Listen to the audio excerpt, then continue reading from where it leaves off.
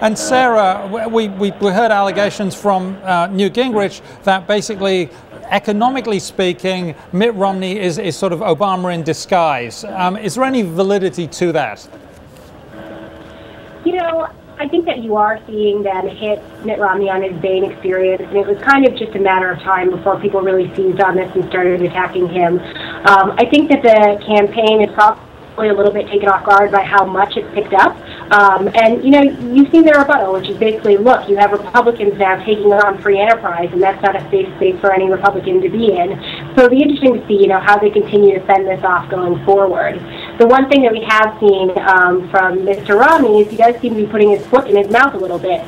You know, instead of just sticking with the defending free enterprise line, he's saying things like, I know what it's like to worry about a pink slip, and I like to fire people, and stuff like that is where he's really getting himself into trouble. Yeah, they're great slogans for the opposition, aren't they? It's like he's writing for their copywriters. So how is the economy? I mean, you're there in New Hampshire. You're talking to the voters, or I guess the potential voters.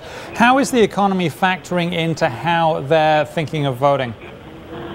Sure. I mean, you know, the interesting thing about New Hampshire is the economy is actually doing really well here. It has one of the lowest unemployment rates in the country. It's like 5.2%. And so what people really think about here is more to do with government spending and, you know, the size of government. It has less to do with the idea that, you know, your friend or your neighbor is unemployed. That's going to change when we move on to South Carolina and Florida. These states are much more representative of the challenges that the economy has faced, you know, as a whole across the country. And that's where you're really going to start seeing people who have been out of work for long periods of time and who are showing up and saying, okay, not just how are you going to get the government right size, but how are you going to get me a job?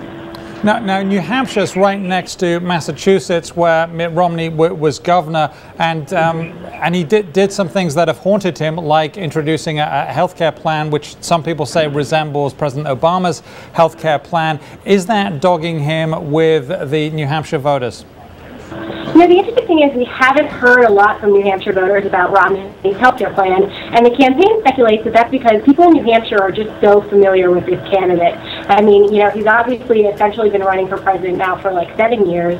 They're used to hearing him talk about these things. He owns a vacation home here in New Hampshire, and so they're just really familiar with his record, with what he's done, and, you know, particularly with his health care plan in Massachusetts.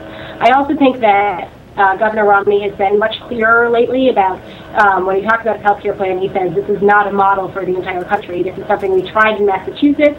States are supposed to be kind of a laboratory for experimentation, and that's what we did.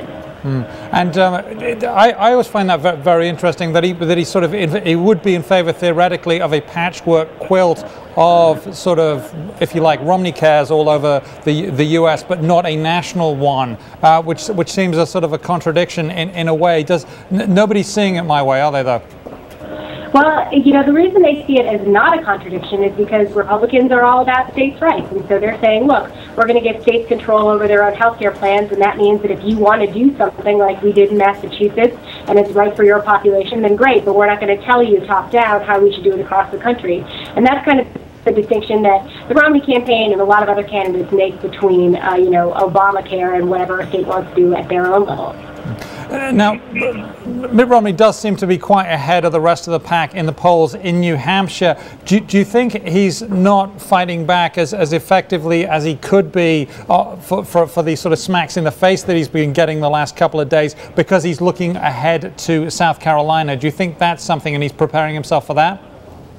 I think they're definitely preparing themselves for South Carolina. I think the other thing that you want to pay attention to in New Hampshire is how wide the margin of victory is for Mr. Romney here. I mean, just a week or two ago, he had over 40% of likely voters on his side, and we're seeing that shrink. And so I think that's going to be a good barometer of just how much momentum and how comfortable people are feeling with him as he's heading into South Carolina. But, I mean, South Carolina is going to be a big test for the governor. He talks a lot about the economy. That's really important there, but there are also a lot of ideological issues that are more prominent in South Carolina than they are here in New Hampshire.